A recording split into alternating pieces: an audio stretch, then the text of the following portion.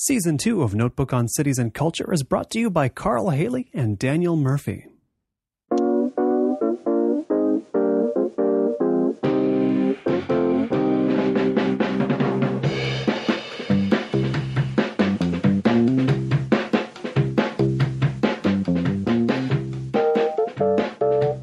There's a certain phrase I've read about you guys that I believe it's one your employees have used to describe you as having escaped from corporate what? What's the end of that phrase? I can't remember. That we're corporate refugees, that we've escaped from the land of corporations. What does that mean exactly? Christin and I both worked for many, many, many years, basically for big Fortune 500 companies. You know, we both have MBAs and kind of follow the traditional, corporate path. We were working for a large consulting firm. And after that, I was, doing marketing and business development for a software company. And now we're in this space, which is such a different world. I mean, working, running your own small business and retail and, bookselling is just such a different world compared to the world we came from. So I think that's kind of what that means, that we've changed worlds. It's Notebook on Cities and Culture. I'm Colin Marshall, coming to you from San Francisco, specifically the Haight, specifically the back room of Booksmith, the bookstore run by my guests today, who are Christin Evans and Praveen Madan, who bought the bookstore, I want to say 5 years ago. Is that correct? 5 years ago. And they have made it into something the same, but something new, something, how to put it, when I read about Booksmith, it seems like journalists are very excited about how cool it is. I mean, tell me about does the word cool mean anything to you when it came to getting a business plan together for what you wanted to do with this place? We didn't start out with necessarily the word cool in mind, but we knew that we had to create a positive, aspirational, desirable experience for our customers. A lot of times we felt that the conversations about why people should go to independent bookstores were becoming similar in the industry to conversations about why you should eat broccoli. And, it's good for you, and here are the 20 reasons it's good for you. But ultimately, people don't want to eat broccoli because it's good for you. They want to eat... What are some of these broccoli reasons that people would propose that why bookstores were good for you? Well, reasons people would propose would have everything to do with the value bookstores create in the local communities, the things they do to promote local authors, the curatorial and other experiences they create for their communities and the customers.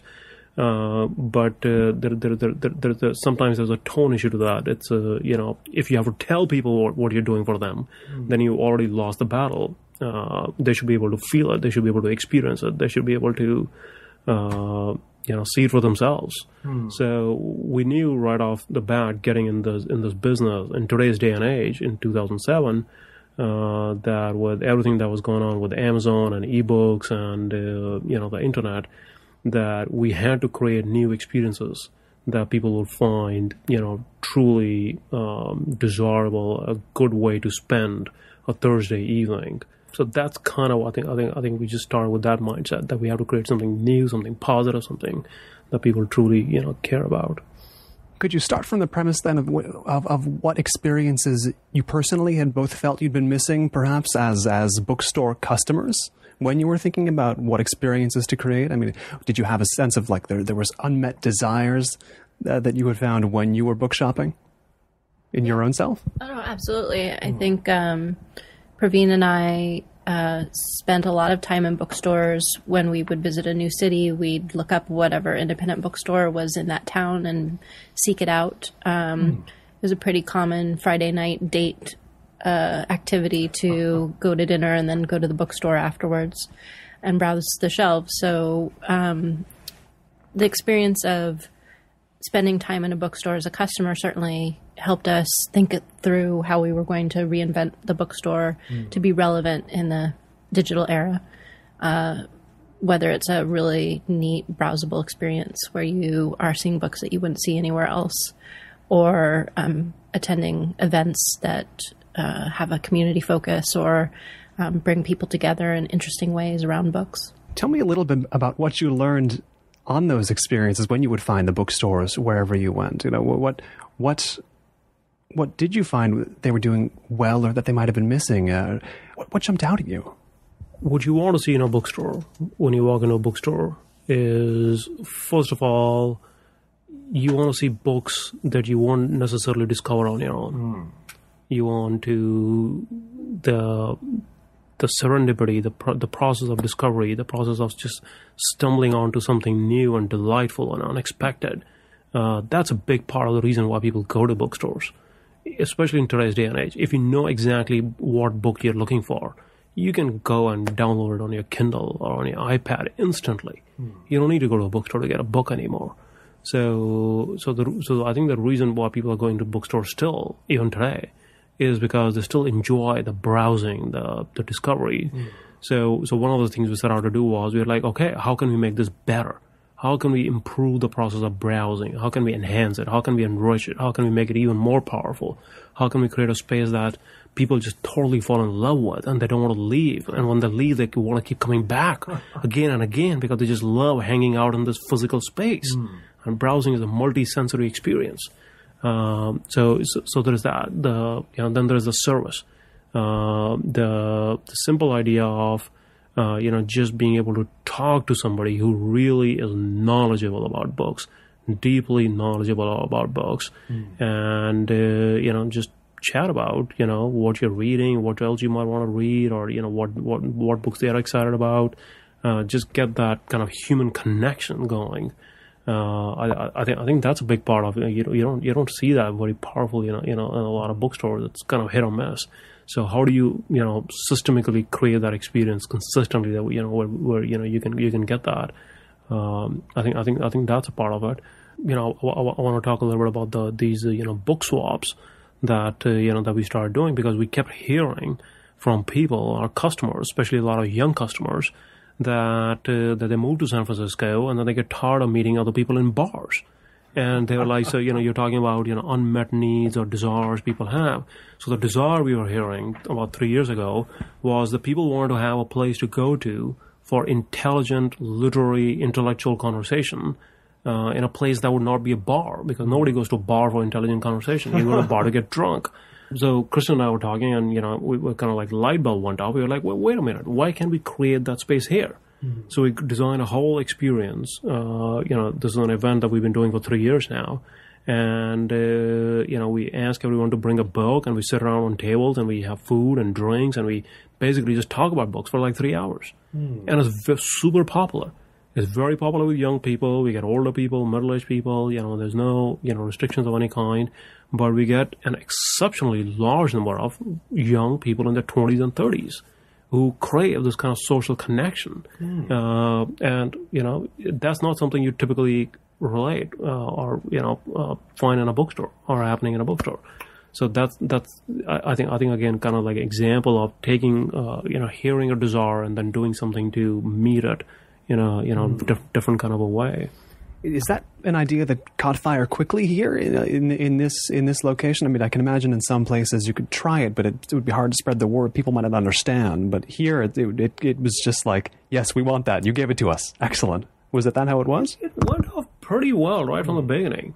And when it took a while to, when it took the first 2 or 3 times to just kind of get the word out and to just kind of start having enough of a core set of people who had come to a book swap, who had participated in a book swap, who could go and, then talk to other friends and, their significant others about it. But took off pretty quickly, actually. And, the best way to get anything going in this business is word of mouth. And you get the word of mouth, only people are genuinely just delighted by what they're experiencing. And I think the book swap has turned out to be one of those just completely delightful experiences. What did that person from Europe say when they came to the book swap last time? There was a couple that came from Germany for their summer vacation. They were spending a couple of weeks here in San Francisco, and they actually posted on their Facebook page when they got home that the most memorable experience of their entire visit to San Francisco was the book swap. and they spent a few weeks traveling around the U.S., and then they spent a couple of weeks in San Francisco, and and then they just literally just stumbled onto this book swap because we had a sign outside. They're like, oh, okay, we're going to go take part in this. And they loved it so much. They're going and, like blogging and Facebooking about it. Yeah, well, I think that goes to sort of you're able to plug into a community that's a real community that is coming together on a regular basis, and to be a visitor, an outsider, and to be able to drop in and experience that, it gives you a whole other experience of a city. I guess that part of this question is answered by the fact that this idea did take off so well here, but why buy this store? Why buy Booksmith and make this the one that you were going to transform? Mm-hmm. There were a lot of things we liked about Booksmith. It's in the historic Haight-Ashbury neighborhood, so we have a mix of people that come to the neighborhood for a variety of reasons. There's a well-established community that lives all around our store in beautiful old Victorians that have been painted. They call them the Painted Ladies. So a very educated, literate population that is here, living here. But then we also welcome visitors from around the world to the Haight-Ashbury who are interested in seeing where the Summer of Love happened and where the counterculture, is still very much alive and well. And then it's also a bit of a youth destination in the Bay Area. If you think about where young people from around the Bay come to visit in San Francisco, the Haight is the place where you see the music shops and the fun restaurants and bars, and so people come here to have a good time. What about the neighborhood makes it one where it's not just, and I'm sure you've seen the neighborhoods that are like this, where it's not just a neighborhood where a lot of fun stuff happened a long time ago, right? It's not just that, but it feels like it could have become that, but didn't. Why? Because I think the neighborhood has continued to embrace some of the values that made it a unique and special place back in the 60s, while at the same time continuing to welcome, new people, new blood, new ideas. And we are the latest example of that. I mean, the neighborhood kind of, welcomed us, the refugees from the land of corporations coming in and taking over their bookstore. Yes. A lot of other communities might not have accepted something like that. Right. But, at the same time, we've gotten to know people here who've lived here since, the 50s and 60s and 70s, and, they've lived here for decades. So it really is a very unique, place in San Francisco in the Bay Area, just because of, this very eclectic and yet very welcoming and accepting, mix of people. From the old and traditional to, the new, and we have a record number of neighborhood associations in this. Neighborhood is like practically every street and every block has their own neighborhood association, because that kind of just like diversity of ideas from the grounds up is taken as a positive. We have customers here, kind of like spanning the, left and right of the political spectrum. And we take a lot of pride that, we are a place that welcomes everyone, irrespective of their political beliefs, their, religious beliefs, or, where they're coming from in terms of their opinions. So I think it's just really just kind of, the values and the kind of the demographics of this place that make it very, special. Tell me about Booksmith when you first bought it. What was the immediate concern about things you thought you could really change, thought really should be changed quickly or could be changed fast, or or conversely, what needed to stay in your mind? Well, I don't think I came here before you guys bought it. That's why I asked. So I really want to know what the difference is. What would look most different, I guess, to somebody who had been to both eras of Booksmith? Mm-hmm. Well, the bookstore's been in the Haight-Ashbury since 1976, and then this location since 1985. So one of the things that we changed right away was we remodeled and updated the artistic space. We have a store artist on staff. He's actually one of the longer standing tenured employees. Store artist, which I'm guessing is not a common position to have. I wouldn't think so. We have painted chalkboard paint over all the signage around the periphery of the store, and he's using chalk pens to create individualized drawings and headers for each of the sections. So it gives it a real colorful, artistic feel when you come in. The store had a good reputation as a bookstore that did author events. They were hosting about 70 author events a year. So that was 5 years ago. We're now doing over 200 events a year.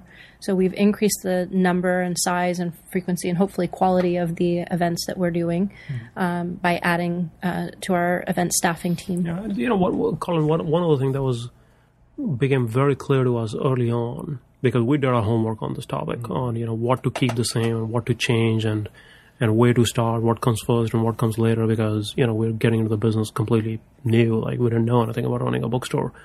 One thing that was immediately obvious was that even though the bookstore is located in a very tourist-popular, tourist-friendly location, its core really is the neighborhood. Most of our customers, almost 70% of our customers, come from the immediate neighborhood. So we felt that the bookstore needed to get a lot more grounded and connected with the local community first and foremost, because that was the immediate, customer base that we were serving. So, we started, reaching out and working with the local schools and local nonprofit organizations and getting involved in local neighborhood associations, participating in the street fairs, just as a way to get to know the community better. And I think a lot of our early insights about, who our customers were and what they were looking for came out of that. And then that started to lay the roadmap for, what changes we were introducing and how. Because you have to be clear about who are the customers you're serving first and foremost. So I think that was very clear early on. Otherwise, I think Booksmith was a well-run bookstore right from the beginning.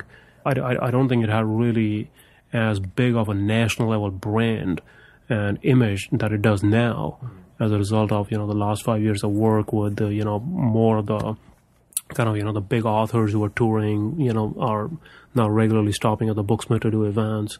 So I think it's become become much more a consistent it has a consistent place on the national landscape of some of the best bookstores in the country now. And what did you learn about the community here by engaging with it in all those ways? I mean, what were you able to find out about the people who do come here and the people who make a habit of doing it or live nearby and could come here more? Do you know what I mean? Our neighborhood has a mix of technology professionals. The Google Bus passes through here, picks people up and takes them 40 miles south to work. We didn't know there was a Google Bus. There's a whole system of Google buses. Oh, boy. We also have a lot of artistic people, people that are freelancers or artisans. One of the businesses that's on Haight Street is Magnolia Brew Pub, and it's an artisan brewery beer. So there's a lot of neat people that are in this community, and part of the idea of bringing them together more regularly was to focus on issues that the community cared about. So one of the topics that we've tackled over the years is the challenge of youth homelessness. So runaways have been coming to the Haight since the Summer of Love, since 1967. And it's always been a challenge to understand who are these kids and, where are they coming from and how to help them get off the street. So that's been a topic that we've championed and brought all parts of the community together to have conversations about, bringing in experts, authors who've written books, but also people that work with the homeless youth and the service providers, academics that are studying the challenges of homelessness nationally and locally.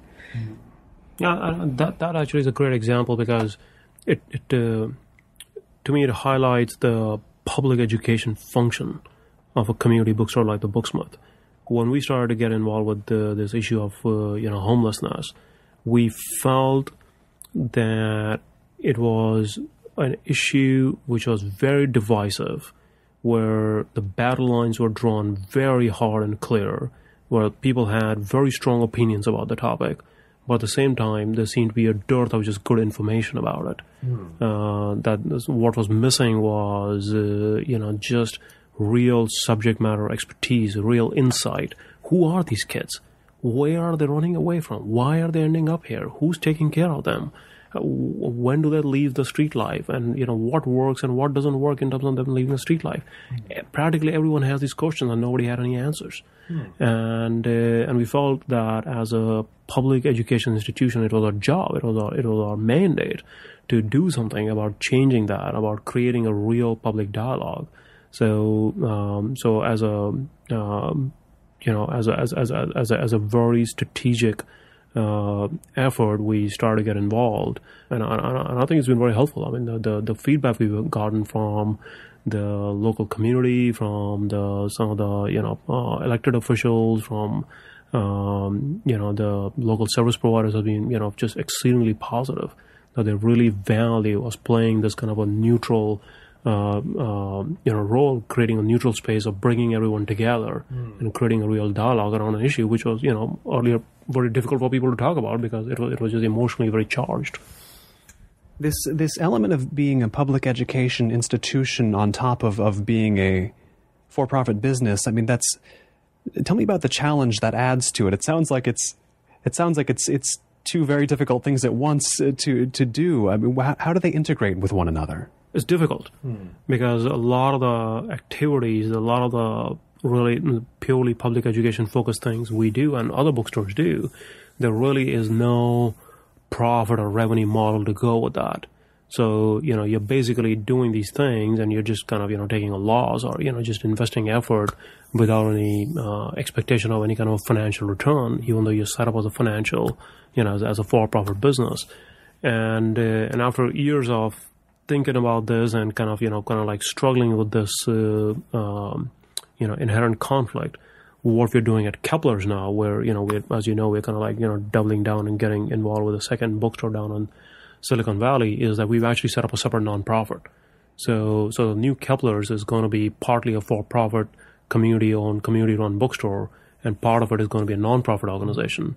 And we feel that kind of a nonprofit structure really allows us to pursue these public education activities much more clearly, cleanly, without any constraints for, having to sell books or, generate other revenues, because these are really nonprofit activities. How much precedent is there for having a for-profit and a non-profit, two entities sort of together in one business? I mean, maybe a listener, and maybe I don't fully grasp the nature of the structure you have to work within to do that. What are the main concerns there? It's actually a relatively new innovation, really a legal innovation. There are businesses and many fields, mostly kind of like social mission-based oriented companies, and sustainable agriculture and education and healthcare are starting to do this, kind of set up parallel for-profit and non-profit organizations where they feel that purely being a for-profit organization doesn't let them pursue their mission to the full rigor of what they want to do. So people are starting to do that. Having said that, this, I think, to the best of our knowledge, this is the first time this is being done in the bookselling world, where we're kind of like championing this. It's really called a hybrid, legal structure with a for-profit and a non-profit working together. So it's a first time that we're trying this out in the bookselling world, and we're getting dozens of queries from all over the country from other bookstores, people wanting to know, how do you do this? Because a lot of other well-run bookstores have very active community serving functions, which are practically like little non-profits that are buried inside for-profit organizations. Oh. So I think a lot of people are really intrigued and excited about this idea and how they can take advantage of it. It gets to this idea you hear about bookstores that they're of course businesses, but they're also they're businesses for people who want to run different things than straightforward businesses. I mean, of course, that whole element of the nonprofit element you've worked in as well is one thing that separates them. But how true is it that bookstores are a business, but something other than a business as well? I mean, even besides the public education elements that are explicitly part of what you do. Well, I think a lot of these non-profit, community-serving, not money-making activities are actually very core and central to what bookstores are and what bookstores do. if you look at the role bookstores play in their communities, it's really unparalleled. There's no, I would contend that there is no other commercial institution in this country that gets the kind of sheer community love that community bookstores do. What you're seeing with banks and insurance companies and generally big businesses is actually exactly the opposite of that. I mean, the whole Occupy, movement was basically anger directed at big businesses and at and at the big banks. Right. Whereas with bookstores, I mean, every time a bookstore closes in a community, there's the cumulative sigh that goes through the community. What's happened at Kepler is twice now, 6 years ago and now again this time, where a community has rallied to basically save its bookstore and say no. Even though we can buy books from Amazon and from other places, we still need a good bookstore. Something like that, very grassroots, and it's unheard of in virtually any other sector of the economy. So I think a lot of that happens. I mean, communities love the bookstore so much because of a lot of these public education, community outreach functions that bookstores play. I mean, where else would you find a commercial institution that's taking authors to schools to get kids excited about books and about reading and writing? I mean, where else would you see a commercial for-profit company that's running fundraisers for other non-profit organizations and schools and libraries to raise money for them? I mean, our events program. I mean, at one point I did an analysis of our events program, and I found that 60% of our author events we lose money on because but we still do them. We do them because I think it's an important part of public service to promote a lot of new and emerging writers, to promote new voices, to promote books from independent and university presses. Even though going in that they're not going to be big draws, that you're not going to be necessarily selling hundreds of books, but I think there's an important topic and important issues, so they're important to promote. So I think a lot of these nonprofit and community things are really kind of central and key to what at least our definition of what a community bookstore is all about. It seems like having a constant, almost stream of events has become nearly central. It's just having events go on as much as you can. Is that? Do I have that right? I mean, the more events, the better. Is that perhaps? You don't want to sacrifice the quality of the events. I mean, you want to have events where people are enjoying themselves. I mean, I think the traditional author on book tour can be a very boring event. And so, what we look at doing is creating our own events that are very well thought through and organized with multimedia aspects or social interactive audience participation aspects. So that way people are really getting an experience that is worth an evening's time out. I mean, what shall we say would have been broken about the previous model of author events? Like you said, the standard author on tour, no frills kind of thing. What needed to be fixed about that? Some authors are introverts, and writing is a very solitary profession, and so sometimes authors aren't the greatest public speakers. I mean, there are also the exception that proves the rule. There's some authors that are really terrific public speakers.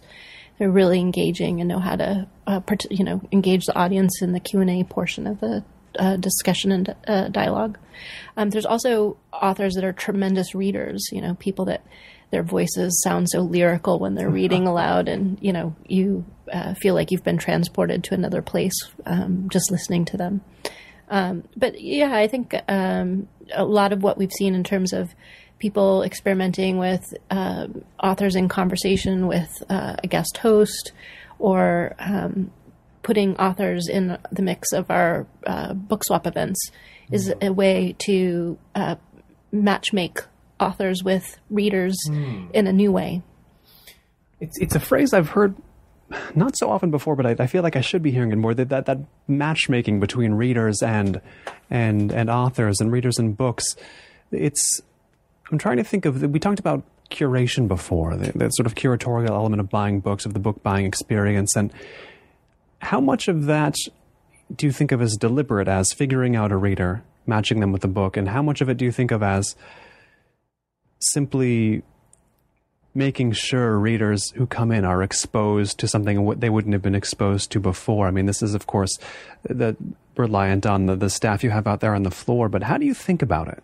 The part of browsing and discovering a book that you wouldn't expect to see or hadn't known about is really important to the equation. And one of the things that we did do at the bookstore is looked at how we did our buying. A traditional model for a bookstore is that there's a front list buyer and they meet with sales reps and they look through the catalogs and they place their orders kind of guessing what they think the community is going to be interested in. And one of the flaws in that is that you really have only one person's point of view being represented on the shelves and the stacks of books that are front and center in the displays. So we have a very literate and interesting staff. And so we have incorporated the staff's interests and reading into the buying process. So everyone is given an opportunity to weigh in on what books are we going to feature at the front of the store. And we have a section right up near the front, which is actually one of our more popular sections called Booksmith Favorites, where staff members each have their own shelf and they have what we call shelf talkers, recommendations that are hanging there off the shelf. But a lot of the color of the inventory that you'll see here is shaped in large part by the staff who are really engaged and interested in reading. But the other side of that is matchmaking, and one of the things that we've encouraged our booksellers to do is get to know different members of the community and get to understand who they are as a person and what their reading interests are. We have a handful of people that we regularly select books for. We've got Dwight, who really loves Russian history, and so anytime there's another great book that's coming out on that topic, we are certain to bring it to his attention. You're assured of Dwight's business, At least you'll have him no matter what. But a lot of times we have people that just wander in off the street and they say, "Can you recommend a good book?" And so it's an invitation to a conversation, and so you have this banter that goes back and forth. And you say, is there a book that you've read recently that you really enjoyed? What are you in the mood for? And then you start to have a conversation about what books the person's reading already, where they're feeling more or less satisfied, and then you try to channel them in the right directions. Yeah, so I want to touch on this matchmaking thing because it's very critical. And it's actually a great question. I'm glad you asked this. I want to start the conversation with a number. And the number is nearly 50% of Americans don't read a book after they graduate from high school. Okay? Now think about that. Think about it as an industry. Cable television reaches over 90% of the U.S. households. Internet reaches practically everyone. Practically everyone has a cell phone. Why is it that books are only reaching 50% of adult Americans? Yeah, and books are older than, most of other cable TV and internet and everything else. I think it's because books are overwhelming for a lot of people. A lot of times people end up reading a bad book, and by that I don't mean necessarily it was a badly written book. It was just the wrong book for them because reading because it was a mismatch. Because reading is inherently a very personal experience. So what might work for you might not work for your best friend necessarily. So I think the way we approach that problem of really growing the market, of getting more people excited about reading good books, is by getting to know readers one at a time and then putting a book in their hands that we know that they're going to love so much that they're going to come back asking for more. They're going to come back guaranteed to Amy or to Lauren or to Camden and say, "You gave me a book I love so much, I want more of the same." So I think you really have to create that addiction, and you really create that by when you get to know them and what works for them, by asking them a series of questions, by like Christin said, by having a conversation with them, because it's very personal. I mean, not everyone should be getting recommended a Bolano or a Philip Roth book. Couple of years ago, we had this incident with we had a new book coming out by Yann Martel, the famous author of Life of Pi, and he had a new book come out, Beatrice and Virgil, and it was getting slammed by all the book reviewers. Right. The New York Times, wrote a very harsh and very critical, book review about it. And, I read the book and I loved the book, and I was like, no, this is really a great book for certain people, depending on what you're looking to read. It's not a great book necessarily for everyone. So I think if you take that approach of, that your job is really to matchmake books with readers, then you approach, the act of putting books in people's hands differently than just saying, here's a book and it's a great book for everyone and everybody ought to read it. I mean, that's a different way of approaching, book selling. So I think we tend to take the matchmaking, view much more seriously. And listeners, as I recall, you can read an article online which is about Beatrice and Virgil. Is it not the fictionalized discussion between a Booksmith bookseller and a perhaps trepidatious purchaser of Beatrice and Virgil? And that's a good example of a controversial book and making a match between reader and book. But I wonder, what are the difficulties of scaling that sort of thing? Where how much attention can you give? I mean, how big a staff do you need for that? I mean, how hard is it to find people who can do that for your staff? Yeah. So that's a great question that comes typically from Silicon Valley, from people who are kind of used to, spending a lot of time with tech companies because they're always looking for something that's scalable. Oh, yes. When I go to when we go to our alumni, get-togethers from, AT Connie, the consulting firm we used to, work at, and we run into our colleagues and they talk to us for 5 minutes and they figure out what we're doing at bookstores. And the next question they ask is, well, how are you going to scale this? and the simple answer is, we're not. Yes. We're not trying to scale this. Right. The whole point of a community bookstore is to serve its community really well. And a community is the people who visit the bookstore, who live, within the community's reach, who are, regulars who come here for events. So there is a scaling, but it's a very limited scaling. It's scaling only within the community. We're not trying to serve, we're not trying to compete and, serve with every reader and every customer, out there. Right. But it's a scale you can operate on. And I guess is more my question is this, it's a scale that can keep going. It's scaling, with the inherent understanding that we are in the business of service, of personalization, of, one-on-one matchmaking. And these things take time, they take effort. This is around basically building relationships with people. You never ask the question when you're, making friends, how are you going to scale that? I mean, you can have hopefully you don't ask that. You can have 10 good friends, you can have 20 good friends, maybe you can have 30 good friends, but you can't have 10,000 good friends. Right. You can have 10,000 Twitter followers, but you can have 10,000 good friends. So I think because our business is much more kind of high touch, it's inherently not a hugely scalable business, and that's okay. And it sounds like, when you describe it, it'll sound to a listener, obviously it's more appealing to run this bookstore than to have to run a business where scaling is everything, like a tech company where you're always having to burn every bit of your mental bandwidth growing. But I wonder what do you personally, what have you found in the 5 years specifically more appealing than these businesses where, in tech companies, you can certainly get a high from growing fast and from being on some kind of cutting edge. What personally do you find more appealing about running Booksmith instead? And there's a lot of possible answers, I realize, but one point is that it's not like it's not so bad being in consulting in tech companies either, right? I mean, that was still interesting, right? They're both interesting, but getting at the difference, I guess. Well, personally for me, I just love being a contrarian.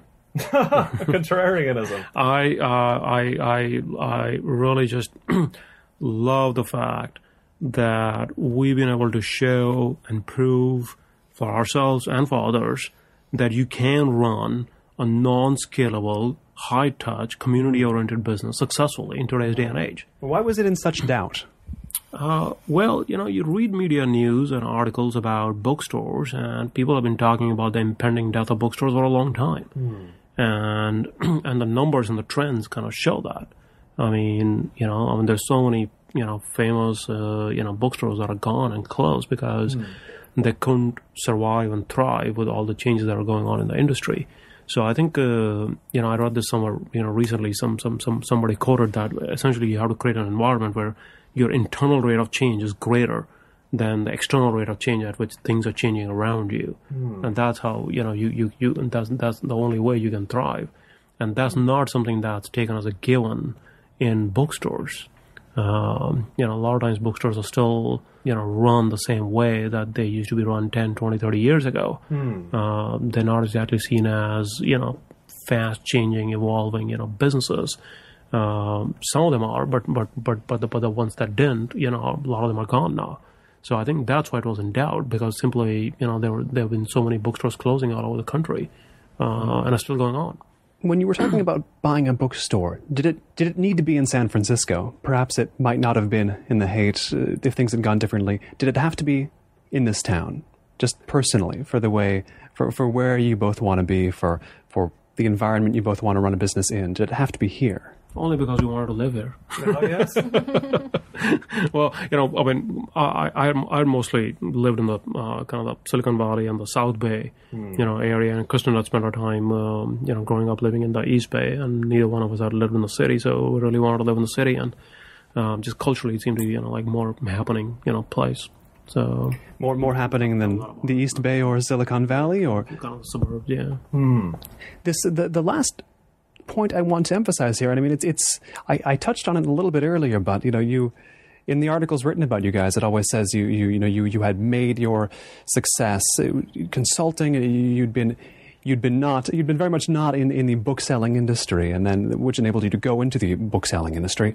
But the thing that we talked about at the beginning, the sort of corporate refugees, it seems like, I mean, do you really consider yourself refugees from an environment that somebody would be a refugee from? I mean, it sounds like there was, in some sense, equal stimulation to be had with what you were doing, though I don't know much about what you'd been doing before to really say for sure.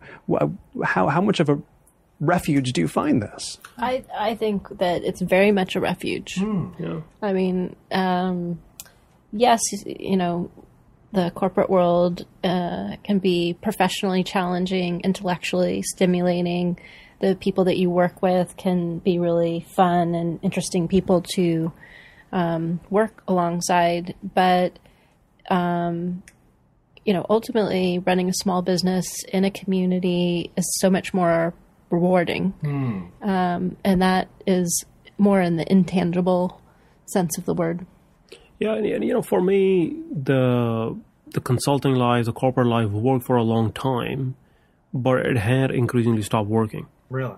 And what I was finding challenging about it was just most things I was working on were just very abstract. I couldn't really connect the line between what I was working, the problems I was working on, and how they were going to make the world a better place, or why they were, worth a good chunk of my life, working on them. And at one point, Christin and I were both consulting to Microsoft, and one day I said, if we're really successful at what we do, we'll make Microsoft a bigger, more profitable, more successful company, and is that really worth our lives? And I said, no, it's not. They're already big enough. They're already profitable enough. They don't need this. Was the moment that sudden? Really? Like, wait a second. No, it had been going on for at least a few years. Where as I kind of like turned 40, my kind of search had started to ask, what was I going to do in the second half of my professional career, and was it going to be the same thing that I'd done in the first half, or was I going to do something different? Because a lot of things you end up doing in your career, at least early on, is just things you do by momentum. You kind of like, I studied engineering because everyone in India when I was growing up said, oh, you should become an engineer. Not because I really wanted to become an engineer. That's just what they happen to say there is, yes, become an engineer. Become an engineer or become a doctor, and there's like the two kind of like pants out of poverty. It's really true. It's really true. They say it's true. Yeah. And then you kind of just, end up following a lot of career moves because you are surrounded by people, they value certain things, and you end up valuing the same things. So it's really hard to actually distance yourself from all that and say, okay, if I was really starting all over again from scratch, what would I really do? And I personally wanted to do something that would have just create a sense of meaning and impact, and what I could see the difference we are making, and get excited about it in the morning, and get excited about it, at the end of the day, at basically, what you've done. And I just felt the corporate life was becoming too abstract. There's nothing abstract about this, right? Nothing. I mean, it's the real physical books, real people in the neighborhood. There's really nothing that's an abstraction at all, right? No, in fact, the interesting kind of anecdote about it was when we were leaving, our first instinct was not to actually run a bookstore. Our first instinct was we were going to start basically a social networking company. Oh, really? Because, that's kind of, again, that was in the air. That's what people were doing back in 2006, 2007. People were starting social networking companies, and we were like, we're going to start a social networking company around people who love books. It's going to be around literature and readers and writers. And that's when we kind of like started to get involved with bookstores. And at one point, we were at this kind of like path. We were like, okay, do we do this social networking thing? And, we had a domain and we had a prototype set up. Or do we do this bookstore thing? And the interesting thing was everyone we talked to, nobody wanted to talk about the social networking idea. It's really like, no interest from anybody. It's like people's eyes would glaze over. if you talk to them about, I'm starting a social networking company, people's eyes would glaze over. They were going to like lose interest. Confirmation they really were glazing over at this. And they were. It's like the moment you start talking about a bookstore, their eyes would light up and they would get all excited. And we were like, we really ought to listen to what people are telling us here. What were they? What was happening? What were they responding to that they so weren't about even book-related social networking? I think it's more that there is a element of too many social networking companies. Everyone, especially around here, San Francisco Bay Area, everyone was starting. Some kind of a .com scalable, get rich quick. But it's also kind of technology has saturated our lives. I mean, we spend all day long on our laptops or our computers, and at some point you want to unplug and come wander into a bookstore and look at the shelves and talk to people about books, and have interesting, engaging conversations. And bookstores, as you said, people love bookstores. Even people who shop on Amazon and carry, Kindles and iPads, even they love bookstores. So the idea of, doing something new and innovative with bookstores seem a lot more interesting to people as a conversational topic. And we kind of took that as a very important signal that this was going to be much more real than starting, a social networking company which might or might not go anywhere. The terms you described describe the challenges of Booksmith and what you've been doing with it. Some of the terms sound almost social networking in their sensibility. It's connecting people with other people with books. I mean, you're not so far from social networking, are you, really, when it comes down to it? Or is that too grand to say? It is real social networking. It's not online communities. We are building real communities in real space, in person. So I think in a way, the long-term trend we are trying to ride is that increasingly, as technology is going to continue saturating people's lives and people are going to keep spending more and more time with their devices, isolated, alone, shopping from home, working from home, Facebooking, on the devices. Oh my! You still need a social connection. You need a real more than ever. Exactly, and that need is going to keep growing. So on one hand, as technology does that saturation more and more, I think that need for real human contact is going to grow. And as the need grows, we want to be ready to welcome those people into our book swap or into our events program, into our wonderful, well-serviced, bookstore. But this is where you meet, real people and have real conversations. And of course, I'm going to encourage listeners to visit for themselves and encounter books at the Booksmith. But tell me, in the 5 years that you've been running this place, what are some of the books that this store, this staff, this experience have brought to your attention? I mean, there's the Beatrice and Virgils of the world, but you guys personally, what books has this place brought into your life? Probably the most profound and lasting change that has happened in me and my own kind of like view of the world is because of some of the books that I've come across and read as a result of being in this space. I mean, it's everything from Howard Zinn and Noam Chomsky and Naomi Klein and Chris Hedges, Bill McGibbon. I mean, these are writers I knew about. I'd kind of like read very peripherally. And I'm just giving you, like a handful of names that readers will, your listeners will recognize easily. But I mean, just my view of the world has changed in terms of how our world works as a result of some of the books and writers I've encountered, and I hope that we can continue to do that for other people through the books we recommend and we promote, because I think bestseller lists are such a small microcosm of what goes on in the world. That people who are trying to really gauge and get a true understanding, and people who are really more open and curious about the world, really have to go beyond that. And your books that have come your way? Yeah, I mean, I have learned a lot about San Francisco history and the people that have been here from the Gold Rush era through to the 70s. There are so many books that have been written about Jonestown and the vigilantes, and so there's some really terrific San Francisco history books. But we are also known for our literary fiction, and of course, memoir has been a very popular genre. There's been a lot of really interesting people that we've had come through the store, including Piper Kerman, who was a young woman who graduated from Smith College and got mixed up with the wrong people and ended up in a federal prison for being part of a drug conspiracy. I mean, you learn a lot about the prison system and the lives that are being affected by national policies, local policies. So there's so many interesting stories that we get to hear, and that's probably the biggest treat of being part of the bookstore. Yeah, the other interesting number or kind of statistic I heard from somebody was that your level of engagement in your local community goes down by 10% for every 10 minutes you have to commute. Oh, no surprise, I guess. Yeah, work every day.